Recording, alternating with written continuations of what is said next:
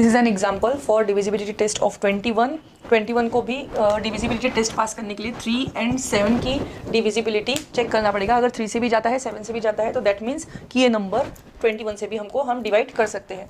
सो अगर इसमें इसका एडिशन करती हूँ तो ये आता है 9 + 1 10, 10 + 8 18। That means it has passed the divisibility test for 3।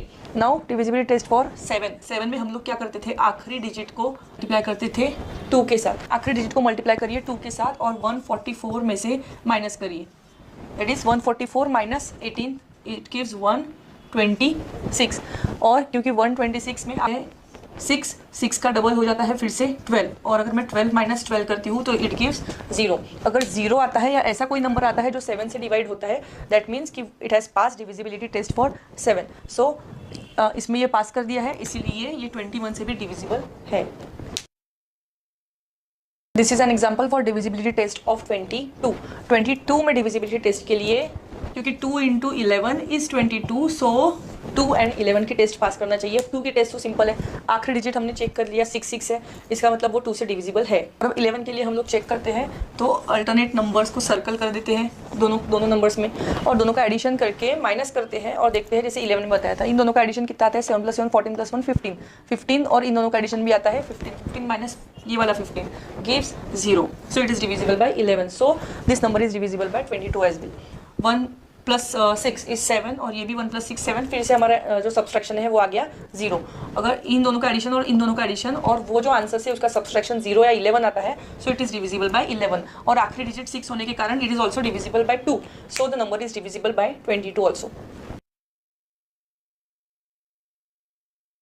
तो this is one example on divisibility test of 23 के लिए हमको क्या करना है, आखिरी नंबर को मल्टीप्लाई करना है 7 के साथ और उसको ऐड करते जाना है रिमेनिंग नंबर में। So the remaining number is 3045 plus 7 × 2 किया मैंने 14, so it gives 3059।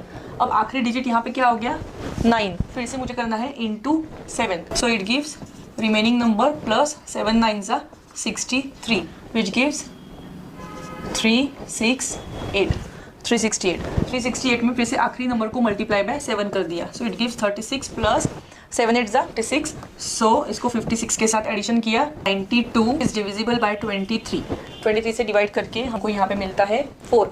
And that's why, क्योंकि नंबर ऐसे स्टेप से हमको पता चला कि 23 से डिवाइड होता है, दैट मीन्स ये फुल नंबर 23 से डिवाइड होता है। So here are 2 examples for divisibility test of 24 के लिए हमको चेक करना है 8 और 3 की डिविजिबिलिटी टेस्ट। अगर ये दोनों पास करता है तो वो है डिविजिबल बाय 24 ऑल्सो। अब 3 के लिए पहले हम लोग 8 के लिए क्या करते थे कि आखिरी 3 डिजिट चेक करते थे कि ये 8 से डिवाइड होते हैं या नहीं। अब इस केस में ये 8 से डिवाइड होता है, ये डिवाइड होके हमको मिलता है 90 और 480 डिवाइड होके हमको मिलता है 60। दैट मीन्स ये दोनों 8 की डिविजिबिलिटी टेस्ट पास कर रहे हैं। तो हमको चेक करना है अभी 3 के लिए। 3 के लिए हम लोग क्या करते थे, सब डिजिट्स का हम लोग एडिशन करते थे और चेक करते थे वो 3 से डिविजिबल है कि नहीं है।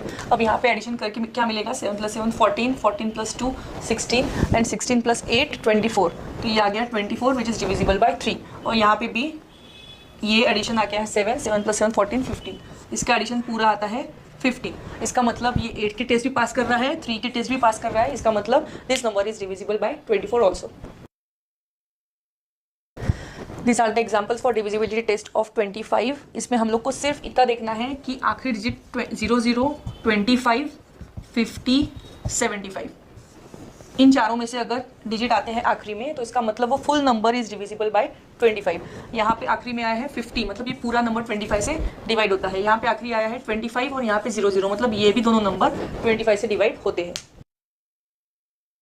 This is an example for divisibility test of 26 के लिए, एज 26 इज 13 × 2, सो हमको 13 and 2 की डिविजिबिलिटी टेस्ट अगर पास करता है तो वो पास करता है 26 की भी।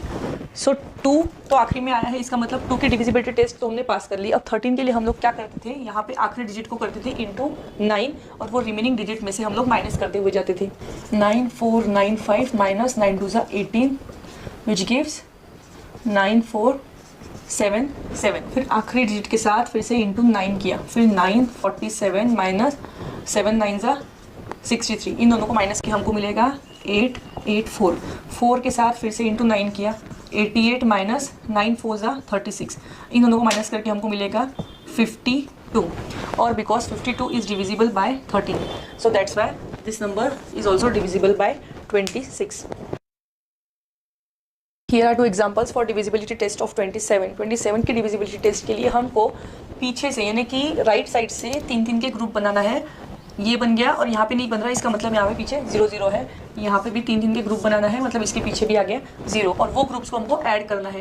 That is 001 plus 107 it gives 108 और यहाँ पे एडिशन किया तो क्या मिलेगा 873 378 और इन दोनों नंबर को डिवाइड करके देखना है 20 डिवाइड. यहाँ पे हमको मिलेगा 4 और यहाँ पे हमको मिलेगा 14 क्योंकि इन ये दोनों 27 से डिवाइड हो गए. इसका मतलब है कि ये फुल नंबर 27 से डिविजिबल है.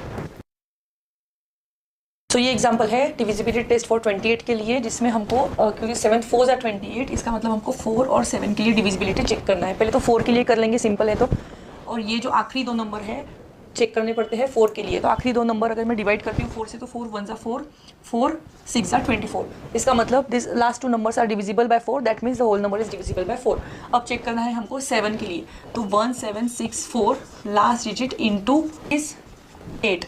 176 माइनस 8 किया हमने तो हमको मिलेगा 168. अब 8 फिर से इंटू 2 कर दिया, it gives 16 minus 16 that is 0. आखिर में हमको आंसर 0 मिला. That means it has pass divisibility test for 7. So 7 और 4 दोनों के लिए पास हो गया. इसका मतलब इसने 28 के लिए भी डिविजिबिलिटी टेस्ट पास कर दी है.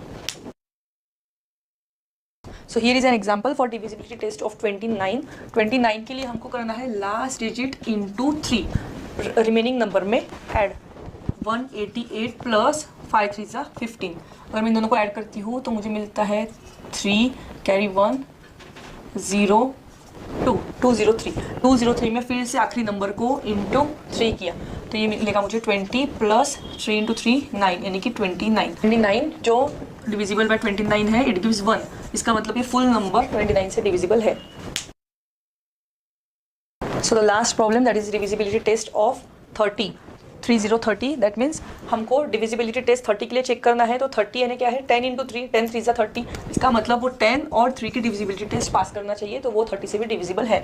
तो 10 के लिए तो सिंपल था, आखिरी डिजिट अगर 0 है that means it is divisible by 10. अब सिर्फ चेक करना है 3 के लिए जिसको हम लोग करते थे सब डिजिट का addition.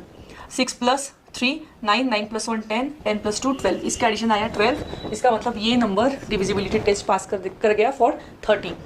4 plus 2 6 6 plus 0 plus 3 that is 9. So it has pass the divisibility test for 30 as well. सो ये लेक्चर था डिविजिबिलिटी टेस्ट के लिए जो हमारे कुछ बच्चे हैं 4th से लेके भी स्कॉलरशिप के लिए भी काम में आता है. स्कॉलरशिप के लिए बहुत यूज़फुल है. 4th के लिए है, 7th के लिए है, जो जहाँ पे स्कॉलरशिप्स आती है. और इवन मैथ्स में रेशियोज़ करके चैप्टर है उसमें यूज़फुल है. देन बैंकिंग के एग्ज़ाम है, कोई भी एप्टीट्यूड टेस्ट की एग्ज़ाम है, CA फाउंडेशन की एग्ज़ाम है. तो सब एग्ज़ाम्स में ये बहुत यूज़फुल है कि आपको डिविजिबिलिटी टेस्ट आपको पता होना चाहिए.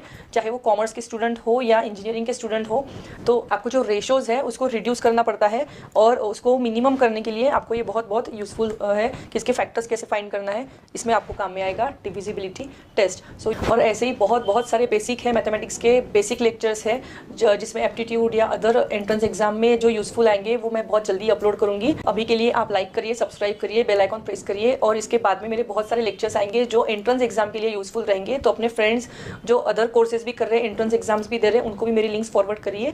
Bye for now, take care.